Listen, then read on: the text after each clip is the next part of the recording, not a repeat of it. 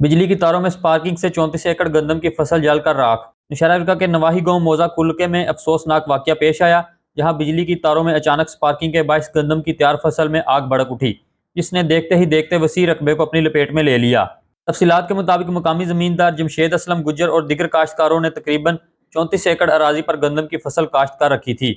ذرائع کے مطابق کھیتوں کو سیراب کرنے کے لیے درمیان میں نصب پانی کی موٹر کے ساتھ بجلی کا ٹرانسفارمر بھی موجود تھا۔ عینی شاہدین کا کہنا ہے کہ ٹرانسفارمر سے منسلک بجلی کی تاروں میں اچانک سپارکنگ ہوئی، جس کے نتیجے میں خشک فصل نے فوراً آگ پکڑ لی۔ آگ نے چند ہی لمحوں میں شدت اختیار کر لی اور تیز ہوا کے باعث شعلے تیزی سے پھیلتے چلے گئے۔ اہل دہیہ نے اپنی مدد آپ کے تحت آگ پر قابو پانے کی بھرپور کوشش کی، تاہم آگ کی شدت اور ہوا کے دباؤ کے باعث تمام تر کوششیں ناکام ثابت ہوئیں۔ عینی شاہدین کے مطابق آگ نے جمشید گجر سمیت دیگر کاشتکاروں کی پوری 34 ایکڑ پر مشتمل کھڑی فصل کو جلا کر خاکستر کر دیا۔ متاثرہ کسانوں کے مطابق اس نقصان کی مالیت لاکھوں روپے بتائی جا رہی ہے، جس سے انہیں شدید مالی دھچکا پہنچا ہے۔